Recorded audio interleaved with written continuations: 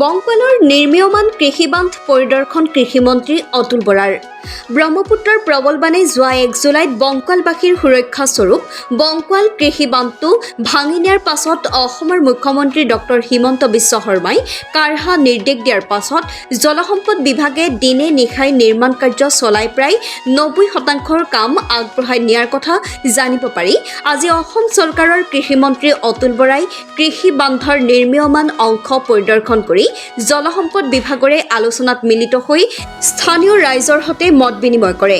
মত বিনিময় অনুষ্ঠানত মন্ত্ৰীগৰাকীয়ে কয় যে বান বিধ্বস্ত বংকলবাসীৰ বাবে কৃষিৰ ক্ষেত্ৰত ৰবি শস্যৰ লগতে বড়ো শস্যৰ ওপৰত অধিক গুৰুত্ব প্ৰদান কৰা হ'ব আৰু পৰাপক্ষত কৃষকসকলক শস্যৰ বীজ পৰ্যাপ্ত পৰিমাণৰ যোগান ধৰিবলৈ যত্ন কৰাৰ লগতে বানত ক্ষতিগ্ৰস্তসকলক আগষ্ট মাহৰ ভিতৰত ক্ষতিপূৰণ দিয়াৰ ব্যৱস্থা কৰি থকা হৈছে বুলি উল্লেখ কৰে।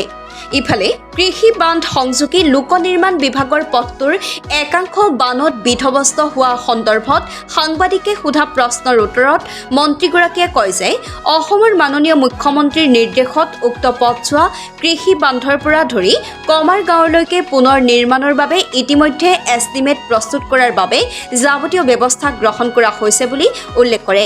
ইয়াৰ পাছতেই মন্ত্ৰীগৰাকীয়ে ৰিৰি গাঁৱত চলি থকা ব্ৰহ্মপুত্ৰৰ গৰাখহনীয়া পৰিদৰ্শন কৰি পৰিস্থিতিৰ বুজ লোৱাৰ লগতে বৈদ্যুতিক তাঁৰত লাগি মৃত্যুবৰণ কৰা ৰিৰি গাঁৱৰ ধেনুৰাম কুটুমৰ পুত্ৰ ৰাতুল কুটুমৰ গৃহত সোমাই দুখৰ সমভাগী হৈ সমবেদনা জ্ঞাপন কৰে।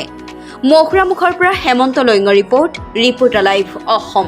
আমি যিয়ে কামখিনি কৰিছে আৰু বিভাগকো আমি সময়ে সময়ে তাগিদা দি আছো যে ক্ষিপ্ৰতাৰে কামখিনি শেষ কৰিব লাগে, কাম সম্পূৰ্ণ কৰিব লাগে। আজি আহিলোঁ, তেখেতসকলে কৈছে আৰু এসপ্তাহমান সম্পূৰ্ণ কৰিবৰ কাৰণে প্ৰয়োজন হ'ব। যিখিনি কাম তেখেতসকলে ইতিমধ্যে সম্পূৰ্ণ কৰিলে আৰু যিখিনি কৰি আছে সেইখিনি আমি নিজেও প্ৰত্যক্ষ কৰিছোঁ স্থানীয় ৰাইজৰ সৈতে।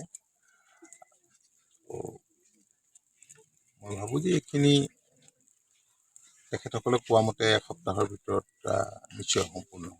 ছাৰ, দেখিবলৈ পোৱা গৈছে যিটো এইফালে যিটো মথাউৰিটো যিটো সংযোগী পথ আছে এইটো ভাগি গৈছিলে আৰু বাঁহৰ দলং এখন বনোৱা হৈছিলে আৰু বাঁহৰ দলংখনৰ অৱস্থা একেবাৰে বেয়া হৈ আছিলে, কিন্তু আজি তৎকালীনভাৱে নিৰ্মাণ কৰা হৈছে। কিন্তু তাতে যদি অলপ সোনকালে যদি ৰাস্তাটো যদি মেৰামতি কৰি দিয়া হয় তেতিয়া ইয়াতে এটা মঙলবৰীয়া বজাৰো আছে, তাতে মানুহৰ অৰ্থনৈতিক দিশৰ কথা জড়িত হৈ আছে। হয়, এইটো ময়ো আজি নিজে দেখিছোঁ বা এই বাঁহৰ দলং আদি পাৰ হৈ আহিছোঁ।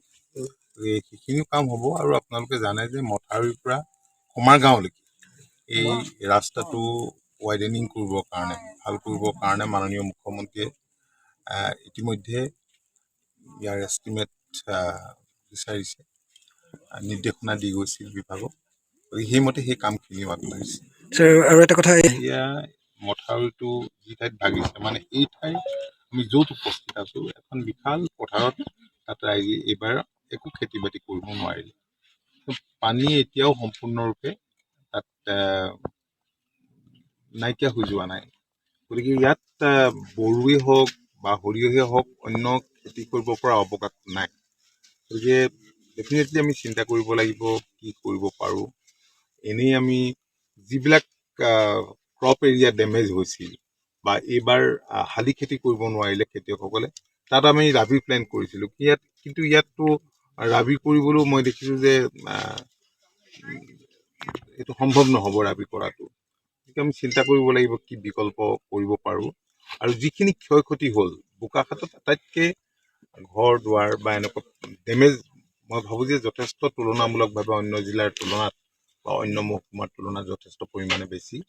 আৰু ইতিমধ্যে মাননীয় মুখ্যমন্ত্ৰীয়ে ৰাজ্যখনৰ বিভিন্ন ঠাইত গত বানত যিবোৰ এলেকা প্লাবিত হৈছিলে, ক্ষয় ক্ষতি হৈছিলে, তাৰ সঠিক এছেছমেণ্ট কৰিবৰ কাৰণে সতীৰ্থ মন্ত্ৰী আৰু জিলা প্ৰশাসনক নিৰ্দেশ দিছিল।